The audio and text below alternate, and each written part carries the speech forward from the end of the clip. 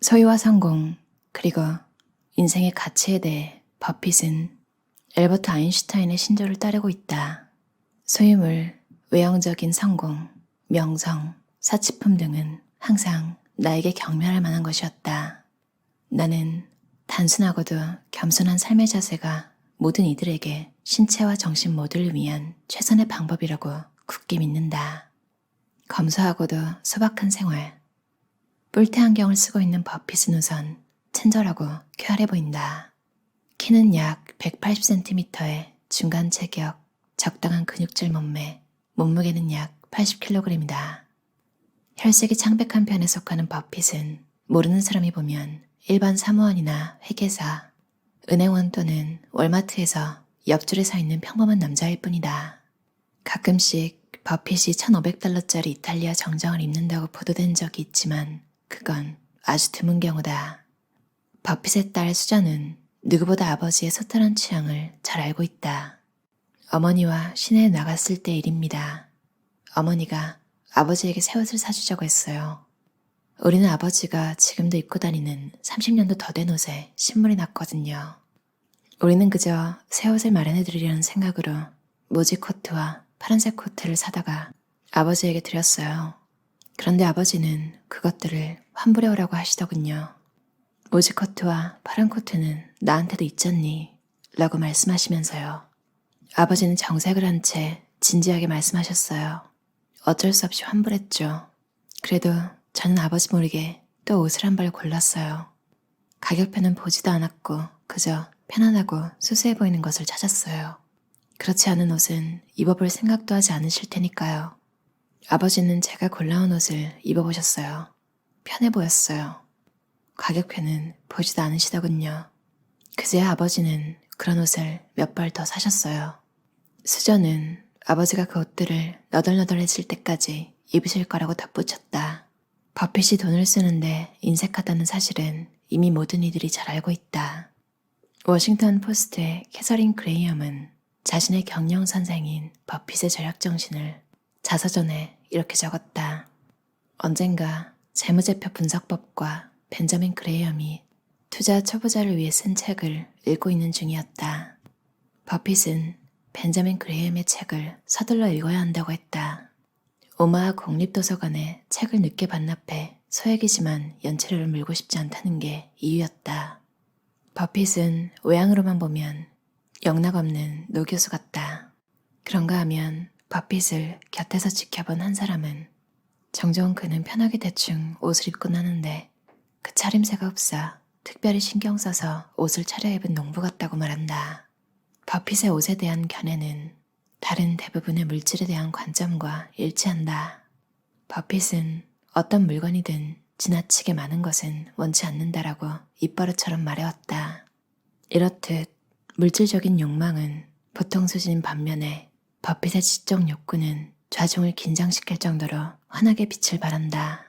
각계각층의 사람들은 버핏이 보여준 별나고 명석한 지적 능력이 중요한 투자 선택을 할 때 큰 역할을 해낸다고 생각한다.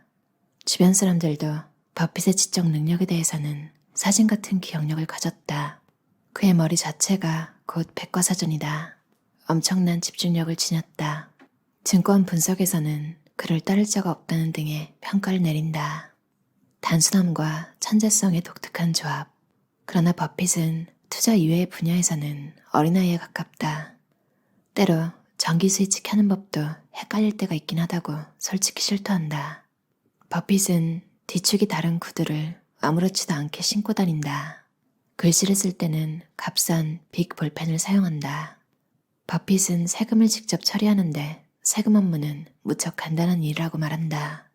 1944년부터 세금 환급도 전부 본인이 처리하고 있다. 그의 취향은 단순해 보이지만 그 자신은 결코 단순하지 않다. 버크셔가 진행하는 일들은 간결해 보이고 실제로도 그렇다. 하지만 지금까지 쌓아올린 성과의 실체가 버핏이 지닌 간결함과 천재성의 독특한 조합으로 이루어졌다는 사실은 주목할 만하다. 그의 집은 화려하거나 요란스럽지 않다. 한 번은 워싱턴 포스트의 전 회장 캐서린 그레이엄이 버핏의 집을 방문한 적이 있었다. 그때 그레이엄 여사가 "워렌, 당신 이 정도밖에 안 되는 사람이에요. 라고 농담을 할 정도로 그는 검소한 생활 방식을 추구한다. 버핏은 사실상 세상의 유혹과는 일정한 거리를 두고 있는 듯하다. 파티를 거의 즐기지 않고 담배도 피우지 않는다. 그가 특별히 좋아하는 체리코크 이외에는 음료수도 거의 마시지 않는다. 그는 어느 정도 절제된 라이프 스타일을 유지하고 있다. 버핏은 흡연이나 음주에 대해 특별히 편견을 갖고 있진 않다. 다만 둘 다 별 흥미를 느끼지 않을 뿐이다. 버핏은 본래 수줍음을 잘 타고 꾸밈이 없으며 솔직하다. 그는 이런 격이 없는 태도 때문에 종종 촌스럽고 투박하며 세련되지 못했다는 말을 듣기도 한다. 버핏은 점심 식사로 팝콘과 감자칩, 체리코크를 즐겨 먹는다.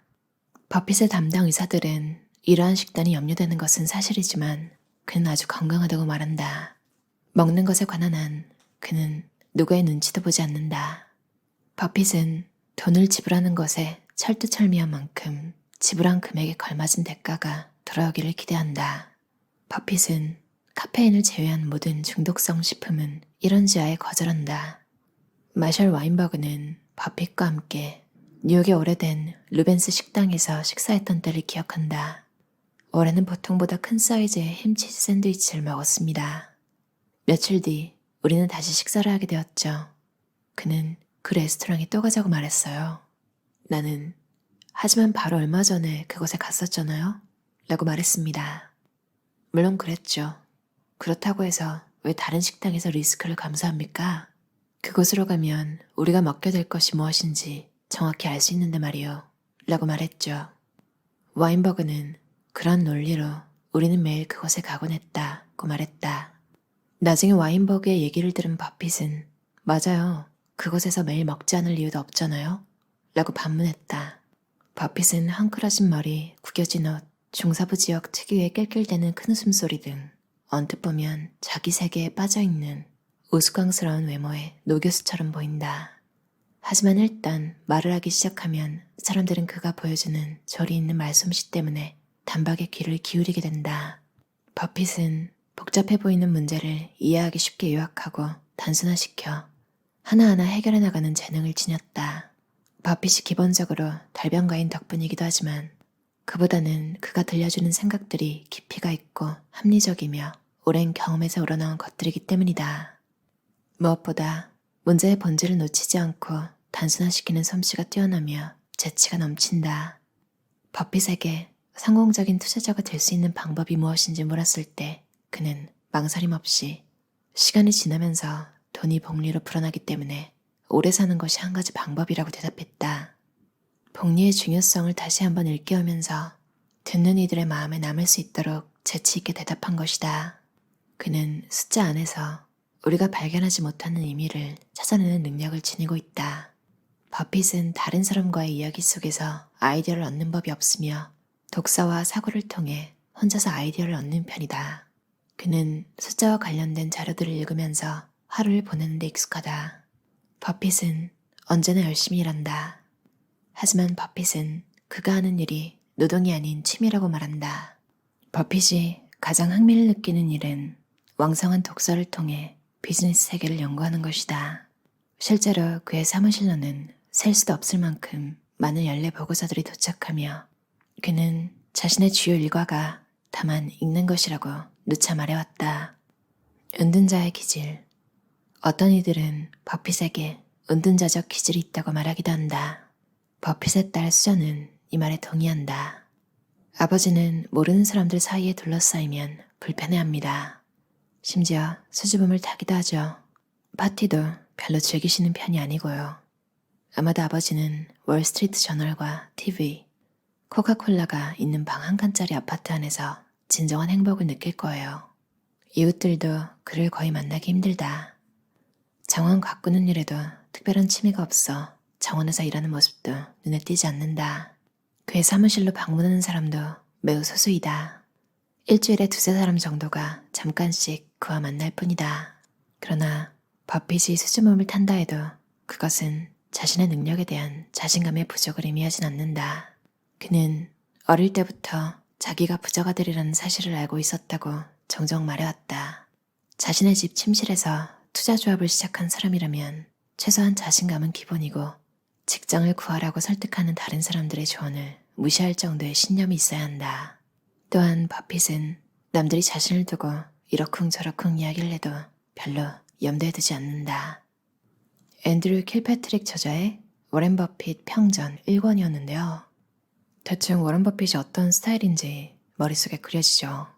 굉장히 이성적인 사람 같아요. 그리고 굉장히 긍정적인 분이고 책에 의하면 이성을 잃고 화내는 걸 단 한 번도 본 적이 없대요. 그리고 오탈자가 있으면 오탈을 수정해야겠네. 아니면 아마 내가 단어를 잘못 써준 것 같다. 뭐 이 정도. 절대로 고함을 치거나 화내지 않고 간섭, 잔소리도 싫어한대요. 데일 카네기 인간관계론에서 하지 말라는 건 진짜 하나도 안 하고 있죠.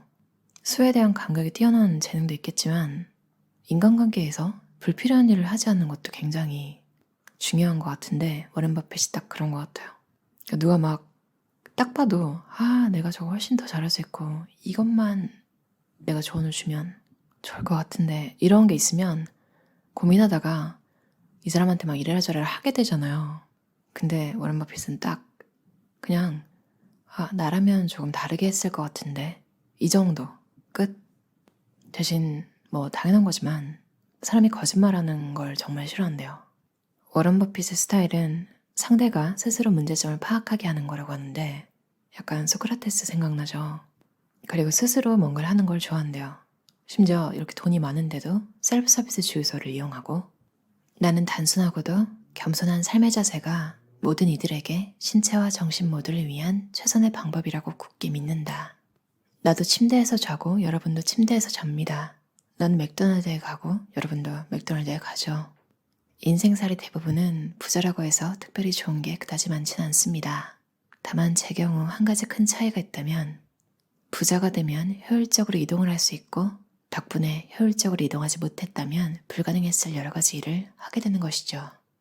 옷차림이 어떻든 머리가 어떻게 부스스하든 그런 게 눈에 들어오거나 신경 쓰이지 않을 정도로 말을 잘하고 일을 잘하고 또 심지어 남한테 이래라 저래라 잔소리하는 스타일도 아닌 90세가 넘었는데도 그러니까 외모가 아니라 뭔가 정신 그리고 하는 행동에서 약간 아직까지도 청년의 느낌? 이런 게 나서 마음 편하고 행복하고 쓸데없는 일 안 하고 그래서 쓸데없는 스트레스를 받지 않고 이런 것도 어떻게 보면 장수의 비결이 아닌가 이런 생각도 들고요. 참 사람이 강단이 있는 느낌이 든다. 돈이 생기던 환경이 변하던 연연하지 않고 본인이 느끼기에 굳이? 버핏의 신조 중 하나가 마땅한 이유가 없다면 괜히 다른 곳에 눈을 돌릴 필요가 없다. 이것만큼 심플라이프에 도움을 주는 문장이 없을 것 같아요. 이게 남의 추천, 남이 뭐라고 하든 꿋꿋하게 내 의견을 이렇게 지켜낼 수 있는 집중력 이런 게 필요한 것 같기도 하지만 약간 좀 버핏은 억지로 주변의 유혹을 물리쳐야 되고 이런 게 아니라 그냥 좀 약간 타고난 스타일 같아요. 원래 이런 사람. 유행을 따르고 이것저것 챙기고 이거에 욕심내고 저에 욕심내고 이런 게 없는 그래서 사기꾼들의 입장에서는 뭔가 되게 유혹하기 힘든 타입 이런 이미지가 상상이 됐어요. 제가 오늘 읽은 부분이 있었던 건 1권 인물편이었는데 워렌 버핏 평전 2권 투자편도 있거든요. 워렌 버핏이라는 사람에 대해서 더 깊이 알고 싶으신 분들은 읽으면 좋을 것 같아요. 들어주셔서 감사합니다.